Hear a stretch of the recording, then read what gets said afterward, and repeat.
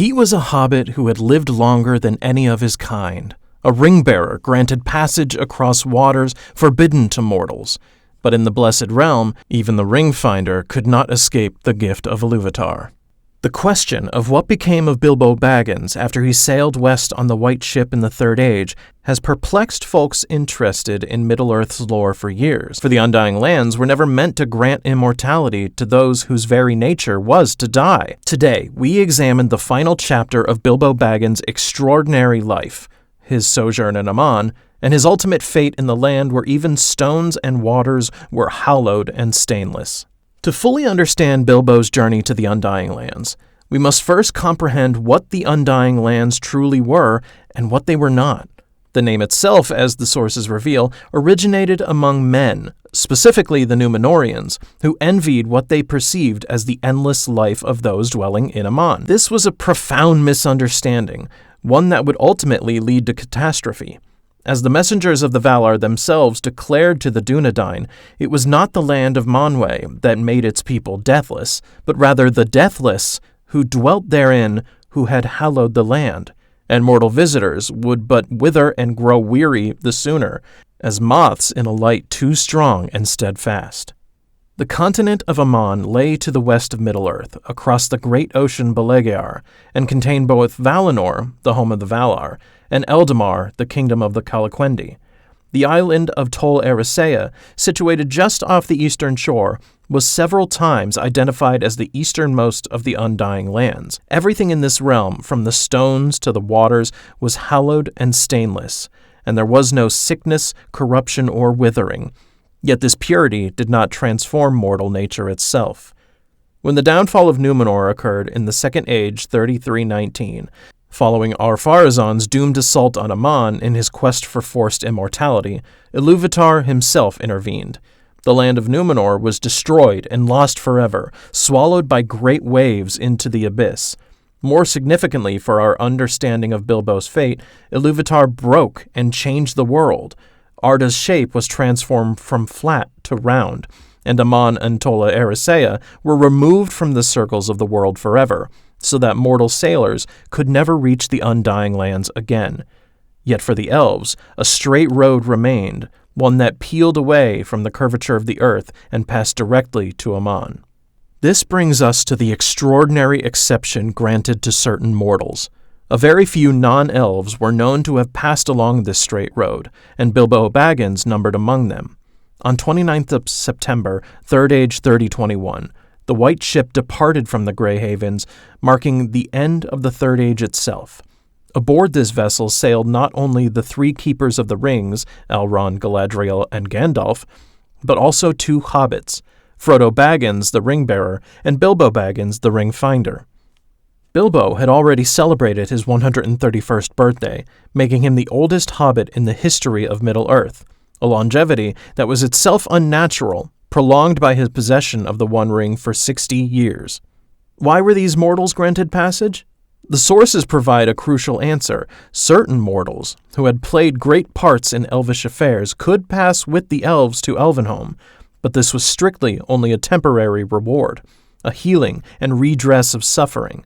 The ringbearers, Bilbo and Frodo, were among the very few mortal beings to set foot on the shores of the Undying Lands, a privilege extended because of their extraordinary service and the wounds, both physical and spiritual, they had endured in bearing the corrupting power of Sauron's ring. Yet what awaited them there? Here the sources speak with absolute clarity, drawing from Tolkien's own letters to illuminate this mystery. As for Frodo or other mortals, they could only dwell in Aman for a limited time, whether brief or long. The Valar had neither the power nor the right to confer immortality upon them. Their sojourn was described as a purgatory, but one of peace and healing, and they would eventually pass away, dying of their own desire and of free will, to destinations of which even the elves knew nothing. This concept runs contrary to a common misconception. The mortals could not change their kind forever. They could not abide in Aman eternally, and though they could not return to mortal earth, they could and would die. This was not a curse, but rather an expression of the gift of Iluvatar. that fundamental aspect of mortality that allowed men and their kin to go beyond the confines of Arda itself, operating beyond even the music of the Ainur, which bound all other beings to the world's fate. The evidence from Bilbo's life supports this understanding. Because of the ring's destruction, which had prolonged his life unnaturally, Bilbo started aging again after the War of the Ring. As Arwen told Frodo, Bilbo began looking ancient according to his kind. When he sailed west, he was already showing the weight of his 131 years. 2 years after the ring's destruction, when he departed Middle-earth, he was described as having lived in Middle-earth for 131 years total. From his birth on the 22nd of September, the Third Age 2890, to his passage over the sea on the 29th of September, Third Age 3021. The nature of their destination remains partially veiled.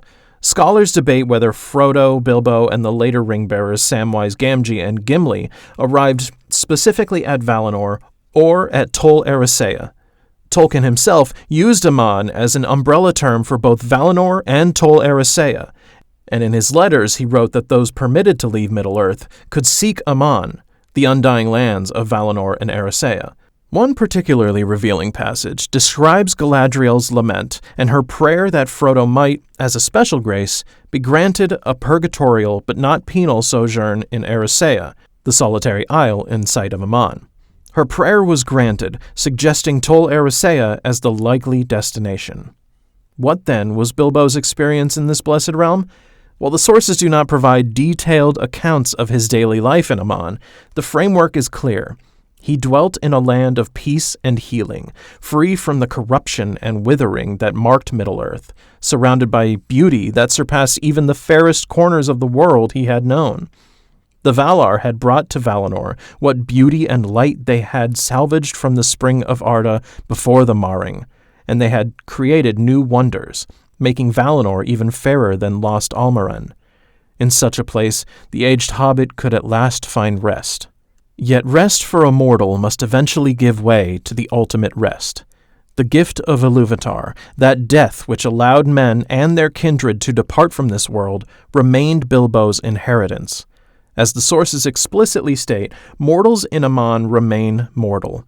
Their kind cannot be changed. They cannot escape the fundamental nature given to them by Iluvatar himself, for as the ancient saying goes, the will of Eru may not be gainsaid.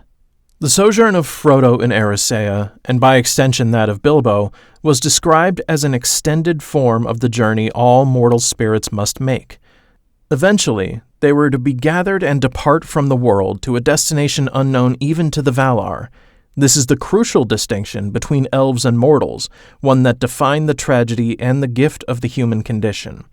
Whereas all other beings in Arda, including the Valar themselves, were bound to the world and its fate, the gift freed men, and hobbits, being a kindred of men, from this destiny, allowing them to shape their own lives and ultimately to pass beyond the circles of the world entirely. Therefore, Bilbo Baggins died in the West. This is stated plainly in the sources. As a mortal, he died in the West. The timing is not specified, whether his sojourn was brief or long, but the certainty of his outcome is absolute. He passed away of his own desire and free will, having been granted the healing and peace he so richly deserved. The burden of his long years and his time as a ringbearer finally lifted. While sailing west, Bilbo composed a last poem looking back on Middle-earth in farewell, a poignant acknowledgement that he was leaving forever the land of his birth, the Shire he loved, and the life he had known. His disappearance from Middle-earth became, in the years that followed, a long-lasting discussion around the Shire. Many speculated about the fate of the Mad Baggins. Some thought he had gone mad and, seeking adventures, found his death in a river or pool, with Gandalf being responsible for not letting him settle down. These folktales and rumors were, in their own way, not far from a certain truth. Bilbo had indeed departed on a final adventure from which he would never return. The philosophical implications of this fate deserve consideration. Some have wondered, if the Undying Lands granted instant immortality, wouldn't that mean Gimli and Bilbo would have to spend an eternity as old men? The sources provide the answer. The Undying Lands granted no such transformation. The hallowed nature of Aman did not alter the fundamental gift and doom of mortality. Indeed, as the messengers warned the Númenóreans, were they to voyage and reach Aman by escaping all deceits and snares, little would it profit them, for they would but wither and grow weary the sooner in that too bright light. Yet for Bilbo, this was not a cruel fate, but a merciful one. His years had been unnaturally extended by the ring's influence. He had possessed it from the Third Age 2941, when he found it in the Misty Mountains during the quest of Erebor, until Third Age 3001, when he reluctantly surrendered it to Frodo at his 111th birthday party. Those 60 years of bearing the ring had stretched his natural span far beyond what any hobbit should expect, and after the ring's destruction, the weight of those years had begun to press upon him. In Aman, he was granted what the ring could never truly give: genuine peace, healing from the spiritual corruption the ring had worked upon him, and the ability to approach his natural end with dignity and wholeness restored. This understanding transforms our perception of Bilbo's departure. The voyage west was not an escape from death, but a sacred passage toward it, a journey to a place where death could be met without fear, without the shadow of Morgoth's corruption that had turned the gift of Iluvatar into a doom throughout most of Middle-earth's history. In the Blessed Realm, surrounded by beauty and in the company of the wise and the deathless, Bilbo could embrace his mortality as it was meant to be embraced, as a gift, a freedom, a passage to mysteries beyond even the knowledge of the Valar. The contrast between Bilbo's fate and that of the elves illuminates the profound difference in their natures. The elves who dwelt in Aman were called Amanyar or Calaquendi because they had never seen the light of the two trees in the year of the trees. If they died, their spirits went to the halls of Mandos, where they could be reincarnated with new bodies identical to their previous forms. They remain bound to Arda, their fate tied to the world's fate. They must die when Arda ends. Their lives were serial longevity, not true immortality. Yet mortals possessed something the elves lacked, and often envied: the ability to depart entirely, to pass beyond the world's ending, to escape the ultimate doom that awaited even Valinor itself. In this light, Bilbo's death in the West becomes not a tragedy, but a completion, the natural fulfillment of his extraordinary journey. From his comfortable hobbit hole in Bag End, he had traveled to the Lonely Mountain and back, had borne the One Ring for decades, had written his account in the Red Book of Westmarch, had lived to see his beloved Frodo complete the quest to destroy the ring, and finally had crossed the sundering seas to the land where earth and heaven met. There, in a place of peace beyond the reach of Sauron's shadow, beyond the decay and sorrow of Middle-earth, he had found rest. And when his time came, whether in a handful of years or in a longer sojourn, he passed from the world entirely, following the path only mortals could walk, into the mystery that lay beyond all tellings. The sources acknowledge this uncertainty about the final destination. Even Tolkien himself wrestled with these questions in his later writings, pondering the metaphysics of Aman after Eru's intervention. But what remains certain, what the letters and texts affirm without ambiguity, is this: Bilbo Baggins was mortal. He sailed to the Undying Lands. He dwelt there in peace and healing for a time, and he died there, passing of his own will into the mystery that awaited beyond the world. A mystery to which even the immortals had no access, and of which they had no knowledge. His was a fate apart, a singular grace granted to one who had become more than his share of the world's burden, and had earned, through suffering and courage, the peace of a good death in the most blessed place beneath the stars.